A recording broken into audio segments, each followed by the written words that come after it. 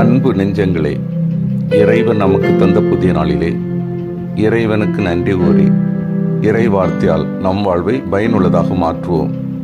இறைவன் நம் அனைவரை நிறைவாக ஆசீர்வதித்து பாதுகாத்து வழிநடத்துவாராக. இன்றைய நற்செய்தி வாச சிந்தனை, நிராகரிப்பிலும் எழுச்சி பெறுவோம்.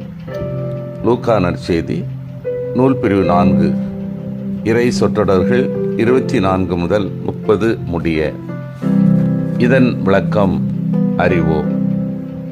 வியப்பையும் பாராட்டையும் தொடர்ந்து ஏளனம் தலை தூக்கியதை ஆண்டவர் உணர்ந்திருக்க வேண்டும். தொழுகை கூட மக்கள் அவரை ஏற்றுக்கொள்ள தயங்கினார்கள்.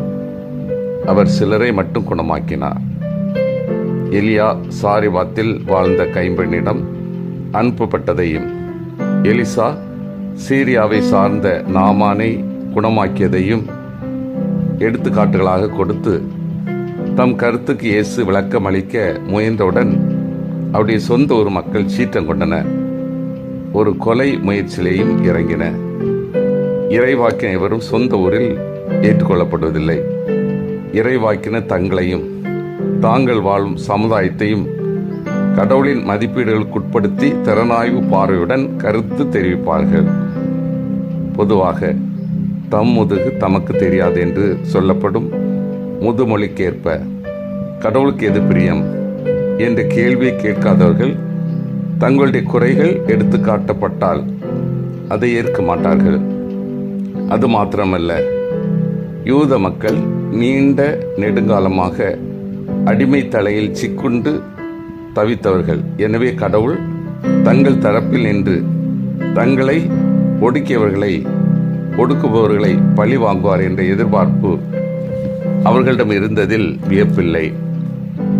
அதை விடுதலை நற்செய்தியின் மறுபக்கமாகவே அவர்கள் கருதியிருப்பார்கள். ஆனால் இறைவாக்கினரின் குரலுக்கு செவி கொடுக்கும் மனப்பாங்கு எல்லா பக்தி நெறியாளர்களுக்கும் மிகவும் இன்றியமையாதது. பழகிய பாதைகளிலிருந்து கடவுளுக்கு வந்த ஆனால் எளிதல்லாத வழிகளை தெரிந்து கொள்ளும்படி இறைவாக்கின நம்மை அழைத்தால் நம் செவிகள் திறந்திருக்கட்டும். இயேசுவை மீட்பராக ஏற்றுக்கொள்ள எல்லாருக்கும் ஆர்வம் உண்டு. ஆனால் அவரை ஓர் இறைவாக்கினராக ஏற்க இன்றும் யாவருமே தயங்குகிறோம். இயேசுவின் பணி தொடக்க முதலே பல திக்குகளிலிருந்தும் எதிர்ப்பை கிளப்பியது. மேலே நாம் கண்ட எதிர்ப்பு பிற இனத்தவர்பால் கடவுளுக்கு அன்பு உண்டு என்ற செய்தினால் வந்தது. வரலாறு நெடுக சமய வெறியால் கொல்லப்பட்டவர்கள் எண்ணிக்கை நாடுகளிடையே நடக்கும் போர்களால் கொல்லப்படுவோர் எண்ணிக்கையை விட அதிகமாகவே இருக்கும். பல வேளைகளில் சமய வெளியையும் இனவெறியும் கைகோர்த்து கொள்ளும். அதனால் ஏற்படும் அழிவுகள் பயங்கரமானவையாகவே இருக்கும். இயேசு அவர்கள் நடுவே நடந்து சென்று அங்கிருந்து போய்விட்டார் என்ற செய்தி ஒருவேளை கொலை வெறியர்களின் கண்களை கடவுள் மூடினார் என்று புரிந்து கொள்ளலாமா? எப்படி இருப்பினும் அவர் வன்முறையில் இறங்கவும் இல்லை, பயந்து ஓடி போகவும் இல்லை என்பதை லூக்கா உணர்த்துகின்றார். அன்பார்ந்தவர்களே, உறவுகளின் நிராகரிப்பை நாம் அடிக்கடி எதிர்கொள்கிறோம். சில தருணங்களில் நாமும் பிறரை பல்வேறு காரணங்களினால் நிராகரிக்கின்றோம். நிராகரிப்பு நம் ஆழ்மனதில் மாபெரும் பாதிப்பை நேர்மறையாகவோ அல்லது எதிர்மறையாகவோ ஏற்படுத்துகிறது. வேலையில் நிராகரிப்பு, முதுமையினால் நிராகரிப்பு, நிறத்தினால் நிராகரிப்பு, காதலில் நிராகரிப்பு என உறவு நிலைகளில் நிராகரிப்பை நாம் எதிர்கொள்கிறோம். குறிப்பாக இளம் பருவத்தில் யாராவது நம்மை நீ வேண்டாம் என்று நிராகரிக்கின்ற போது தாழ்வு மனப்பான்மை நம்மில் பலரை ஆக்கிரமிக்கிறது.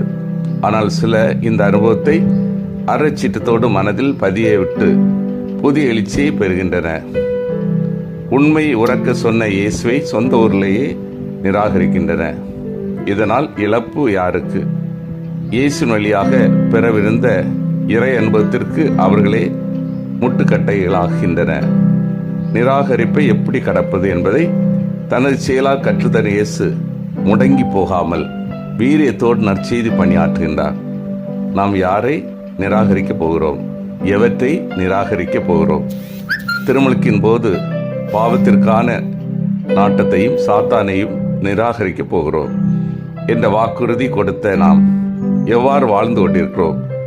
எதை செய்ய விரும்புகிறேனோ அதை நான் செய்வதில்லை, எதை வெறுக்கிறேனோ அதை செய்கிறேன் என்ற பவுல் அடியாரின் உள்மன போராட்டத்தை நாம் அன்றாட வாழ்வில் எதிர்கொள்கிறோம். நம் உள்ளங்களில் புறையோடிய தீமையையும் சமூக தீமையும் நிராகரித்து நன்மை தனத்தை விதைப்போம். சிந்தித்து தியானித்து செயல்படுவோம். நான் எனது தனி வாழ்வில் பணி வாழ்வில் நிராகரிப்பு அனுபவம் பெற்றுள்ளேனா? நிராகரிப்பு அனுபவம் பெற்ற பின்பு புதிய அணுகுமுறையால் பணி செய்கின்றேனா? நெருக்கடிகள் மத்தியிலும் செய்ய வேண்டிய கடமைகளை உள விருப்பத்துடன் செய்கின்றேனா? மன்றாடுவோமாக. வல்லம் மிக்க இறைவா, நாங்கள் அனைவரும் எங்களது தனி வாழ்விலும் பணி வாழ்விலும் நிராகரிப்பு அனுபவத்தை பெற்றிருப்பதை உணர்ந்து, நிராகரிப்பு அனுபவம் பெற்றதை வைத்து புதிய அணுகுமுறையால் பணி செய்யவும், நெருக்கடிகள் மத்தியிலும் செய்ய வேண்டிய கடமைகளை உள விருப்பத்துடன் செய்யவும் வரம் தாரும். ஆமீன்.